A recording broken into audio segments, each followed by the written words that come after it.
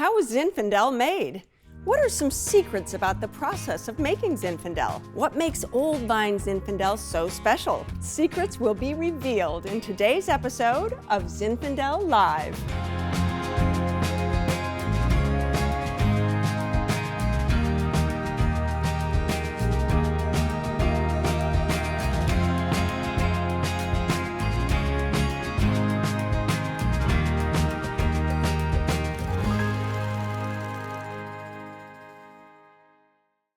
Zinfandel is unique in that some Zinfandels are produced from vines more than 100 years old, which are recognizable by their gnarly, knotty appearance. The vines are the hardiest and deepest rooted vines in all of California and can produce wines of exceptional flavor and complexity. A lot of times I get asked what are the differences between an old vine Zinfandel and a Zinfandel made from younger grapes, younger vineyard. Really, with the old vine, the biggest thing is the vines kind of become self-regulating. They don't put out as much crop, and so it's a lower yield, a little more concentration. I think the other really interesting aspect of most old vine vineyards that we work with is that they're field blend vineyards. Zinfandel itself lends itself to blends because a blend can just slightly change the character. I'm really talking about blending with similar varietals, but mostly other Zinfandel varietals. We can take the character of, say we've got some old vine over there that's earthy, it's kind of dusty, but it's got that great, raspberry character to it, little hints of chocolate. And then you get some Zin from a younger vineyard that has a lot of youth to it and a lot of brightness, and it's jumping out of the bottle and out of your glass. And you put those two together, now you've got a gorgeous Zin. A lot of the old vines that we work with are all dry farmed, so there's zero irrigation set up for them. We're not using a drop from any reservoir, so that's a big deal when we're sometimes in a drought here in California. The specialness is that they actually won't produce too many grapes, so you're going to get a huge kind of concentration of flavors there. And a lot of times that's from that dry farming where beginning in June or July, the vines almost begin stressing out because they think that this could be their last year, more or less.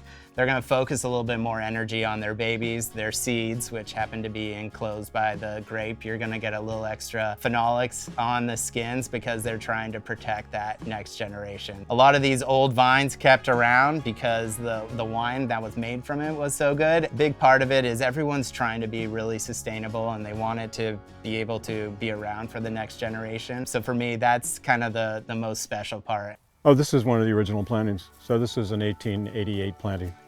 Pretty amazing because this, for instance, this vine, it's obviously been around for a long time. This year it's producing a really nice crop. It loved all the rain we had this year. It's been sort of suffering along without enough rain for quite a while. But this deep roots go down and they prevent the total dehydration of the vine. They actually bring in all the nutrients from deep in the soil. And that makes old vine Zinfandel actually more interesting than a lot of younger vine plantings of all kinds of grapes because you get that concentrated flavor and interest in the grape itself.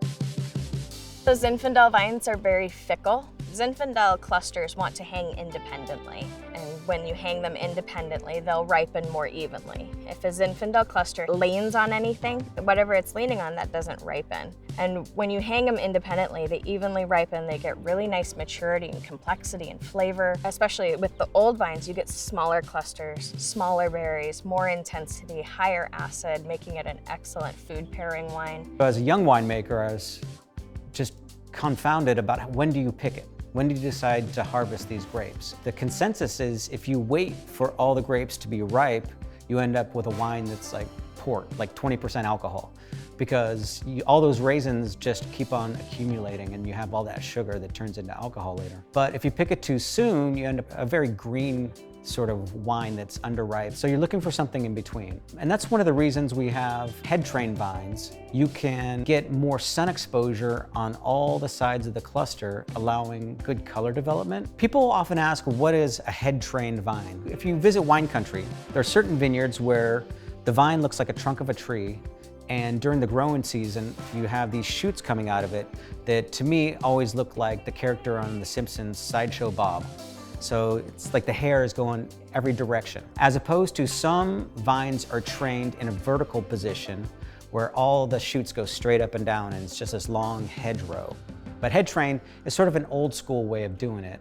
And it takes a lot of skill and it takes a little bit more care, but at the same time, it ends up allowing the Zinfandel grapes to ripen a lot easier and with a lot less issues later on.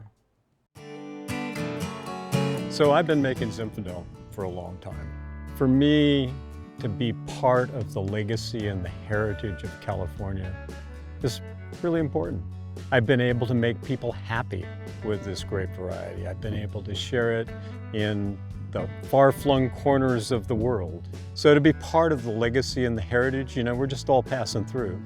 And I'm just the caretaker of these amazing vines, and they will be taken care of by somebody else after me.